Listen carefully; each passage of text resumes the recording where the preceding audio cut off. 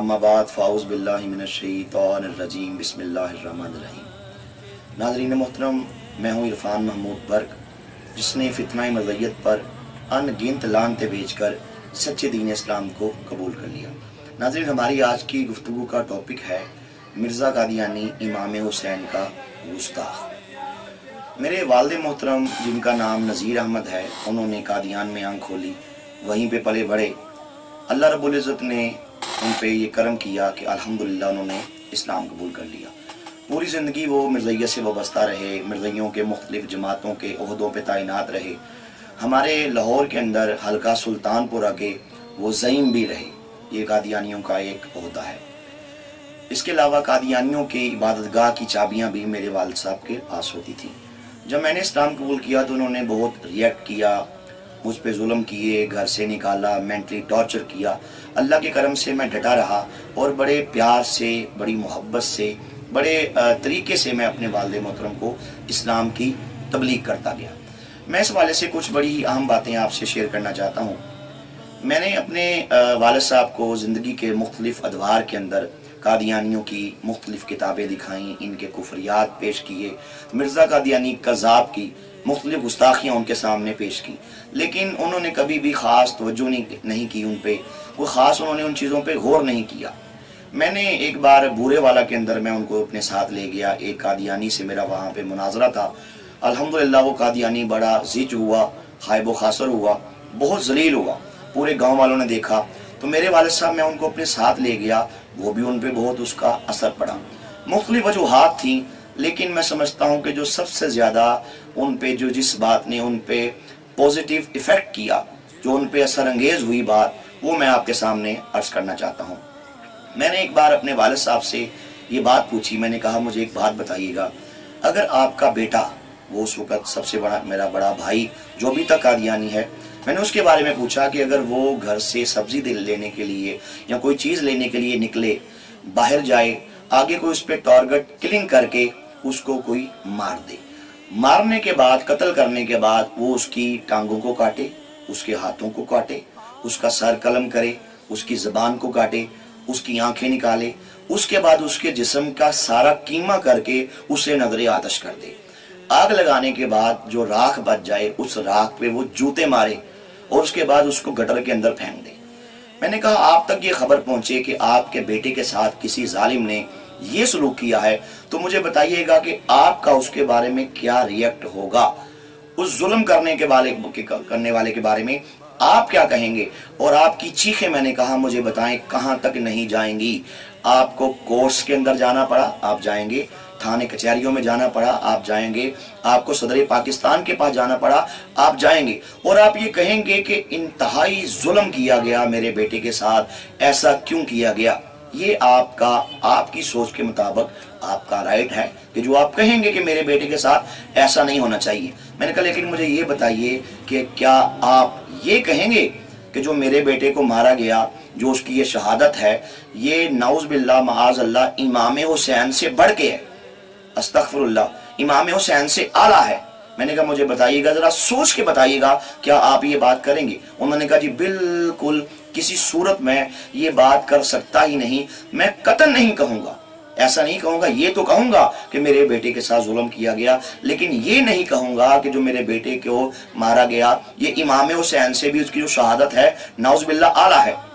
میں نے ان کے سامنے مرزا قادیانی کے جب وہ زندہ تھا، اس دور کی بات ہے کہ ایک شخص جو افغانستان کا باشندہ تھا، اس کا نام تھا مولوی عبداللطیف، کوئی عالم دین نہیں تھا، جسٹ وہ مولوی کے نام سے معروف ہو چکا تھا۔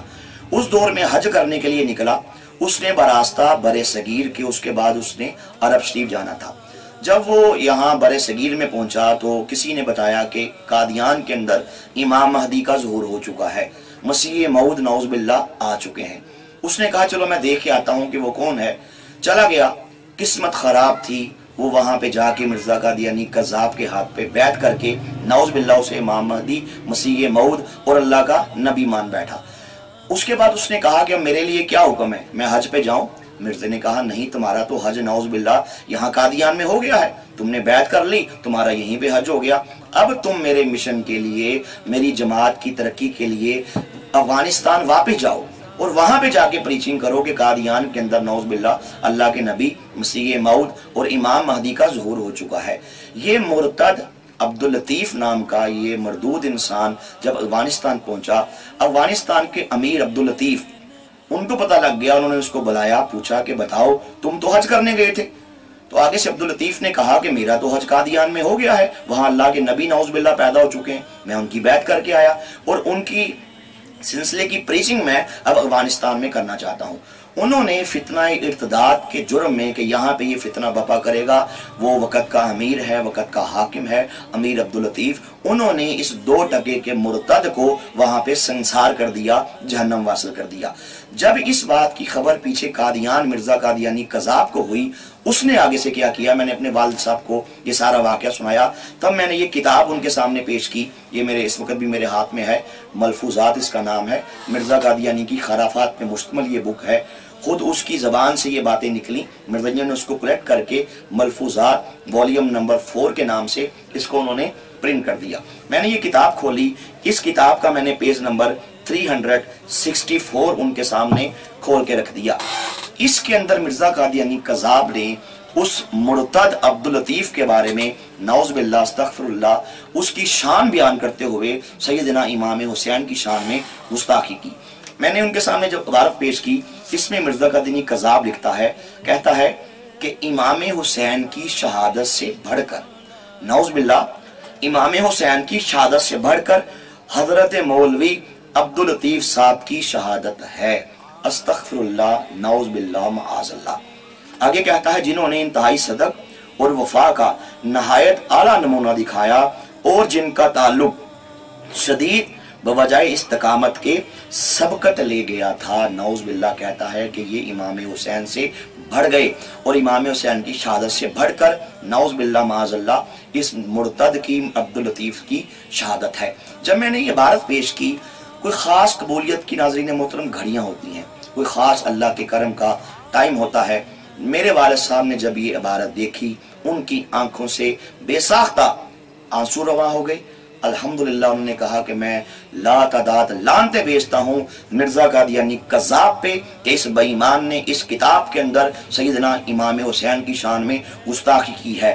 کہاں جنت کے نوجوانوں کا سردار اور کہاں یہ 2 ٹکے کا مرتد عبداللطیف، کہاں حسنین کریمین، کہاں امام علی مقام، کہاں شہید کربلا، کہاں خاتون جنت کا لخت جگر، کہاں حیدر کرار کا پیارا بیٹا، کہاں نواسہ رسول، اور کہاں یہ 2 ٹکے کا مرتد، یہ زندیق، یہ لعین، یہ مردود، معاذ اللہ اس بدبخت کو مرزا قادیانی نے، اس مردود کو مرزا قادیانی نے امام حسین کی شہادت سے اعلیٰ بتا کے استغفر اللہ امام علی مقام کی شان میں انتہائی بڑی گستاخی کا ارتکاب کیا ہے۔ انہوں نے یہ پڑھا، یہ دیکھا، اللہ نے کرم کر دیا، انہوں نے کہا کہ میں اس پہ لعنت بیچتا ہوں، میں اسلام قبول کرتا ہوں۔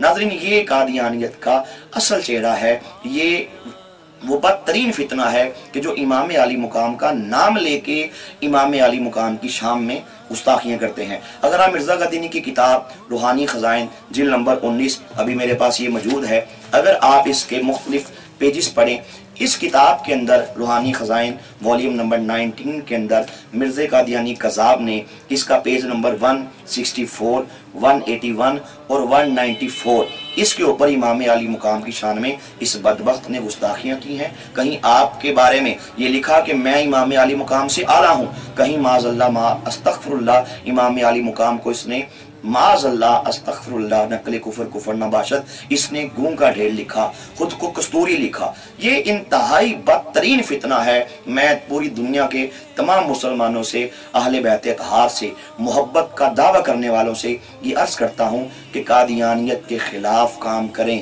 یہ فتنہ آج دندنا رہا ہے پوری دنیا کے اندر، یہ اللہ کو گالیاں دیتے ہیں، انہوں نے انبیاء علیہ السلام کی شان میں گستاخیاں کی، انہوں نے تاجدار ختم نبوت کے بارے میں ہرزہ سرائی کی، انہوں نے نبی پاک صلی اللہ علیہ وسلم کے اہل بیت کو معاذ اللہ گالیاں دیں، جس کی میں نے چند مثالیں ابھی آپ کے سامنے پیش کی۔ اس لیے بحیثیت مسلمان ہر مسلمان کا یہ فرض بنتا ہے اس فتنے کے خلاف کام کرے، ختم نبوت کا پہرے دار بنے۔ انشاءاللہ اللہ ہم سب کا حامی و ناصر ہوگا۔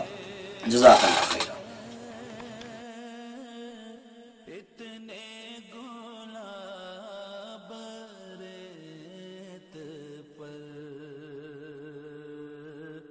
خطرہ